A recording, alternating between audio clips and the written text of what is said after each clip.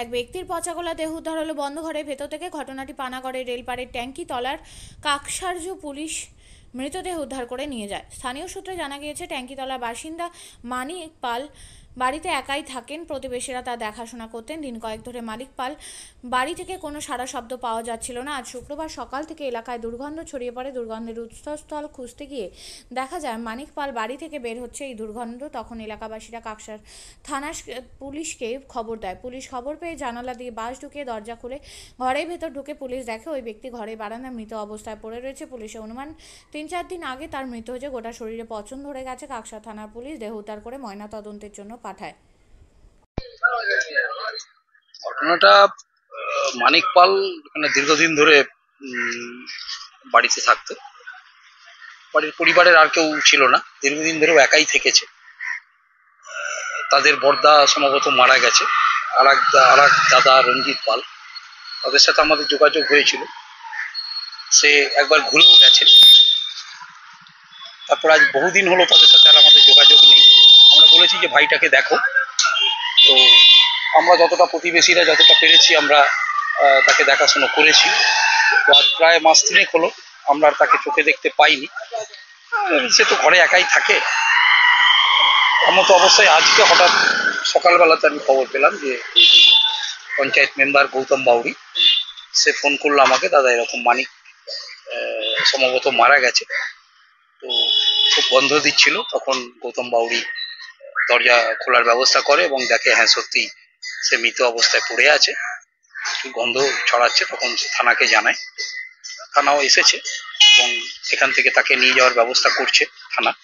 আমরাও যোগাযোগ করার চেষ্টা করছি পরিবারের সাথে, যাতে তারা দ্রুত আসে এবং তার সৎকারের ব্যবস্থা যাতে করা হয় তার ব্যবস্থা আমরা করছি।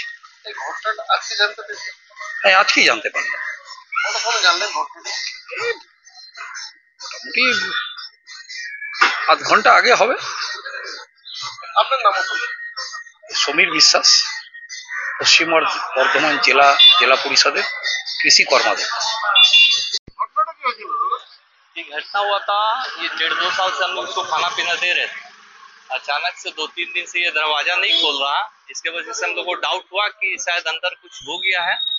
तो सब पड़ा उड़ा का आदमी को बोल के फिर पुलिस प्रशासन आया तो खुला तो देखा डेड मिला। ये घटना तो देखिए 2 दिन पहले ये खाना खाया है लेके, फिर 2 दिन के बाद से दरवाजा नहीं खोल रहा।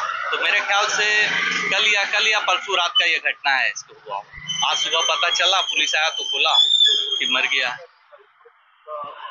आपको ये जानकारी कब मिली? ये आज सुबह ही पता चला, पुलिस आने के बाद से खोला गया, इसके बाद पता चला। जो मारा गया उसका नाम क्या है? इसका नाम मानिक पाल है शायद, जहाँ तक लगता है। उम्र कितना था? ये 50 से 55 का बीच है इसका। आपका नाम?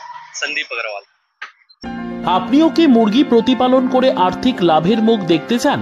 হরেক রকম প্রজাতির মুরগির শাবক লালন পালন করে বিক্রয় করে লাভবান হতে পারবেন খুব সহজেই। তাহলে আর চিন্তা নেই, আপনার জন্য প্রচেষ্টা নিয়ে এসেছে সেই সুযোগ। একই ফার্মে হরেক রকম প্রজাতির মুরগি পেয়ে যাবেন এখানে রয়েছে করকনাথ মুরগি, এছাড়াও আছে গিনি, ফ্রিগেল, টার্কি দেশি, এছাড়াও কোয়েল মুরগির শাবক। পাইকারি এবং খুচরো বিক্রয় করা হয়। যারা মুরগি পালন করে লাভবান হতে চান তাদের সকলকে আহ্বান জানাই আমরা। আজই চলে আসুন আমাদের প্রতিষ্ঠানে।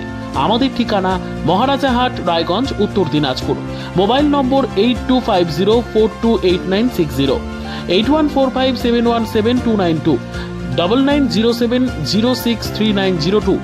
শিক্ষাই জাতির মেরুদণ্ড। ছোট ছোট শিশুদের প্রাথমিক শিক্ষা পরিপূর্ণ না হলে আগামীতে সেই শিশুরা সঠিক পথে চলতে গিয়ে হোঁচট খায়। শিশুদের এই শিক্ষার প্রয়োজনীয়তাকে সামনে রেখেই গত 1 বছর ধরে পরিষেবা দিয়ে চলেছে জিনিয়াস এডুকেয়ার একাডেমি। শিশুদের অত্যাধুনিক শিক্ষায় শিক্ষিত করে তোলার একমাত্র বিশ্বস্ত প্রতিষ্ঠান এই একাডেমি। এখানে অভিজ্ঞ শিক্ষক শিক্ষিকা দ্বারা যত্ন সহকারে মাতৃভাষা বাংলা মাধ্যমে পড়ুয়াদের শিক্ষা দেওয়া হয়। একেবারে খেলার ছলে বিনোদনমূলকভাবে বাচ্চাদের এখানে পাঠ দেওয়া হয়। পড়াশোনার পাশাপাশি বাচ্চাদের বিনোদনের ব্যবস্থাও রয়েছে এখানে। তাই আপনার বাচ্চাকে ছোট থেকে অভিনব শিক্ষায় শিক্ষিত করে মানুষের মতো মানুষ করে তুলতে হলে এই শিক্ষা প্রতিষ্ঠানের উপরে ভরসা করতেই হবে। আমাদের ঠিকানা জিনিয়াস এডুকেয়ার একাডেমি, স্থান ঘুঘুডাঙ্গা মোড়, পোস্ট ভূপালপুর, রায়গঞ্জ, উত্তর দিনাজপুর। মোবাইল নম্বর 9563630109 অথবা 7029042308।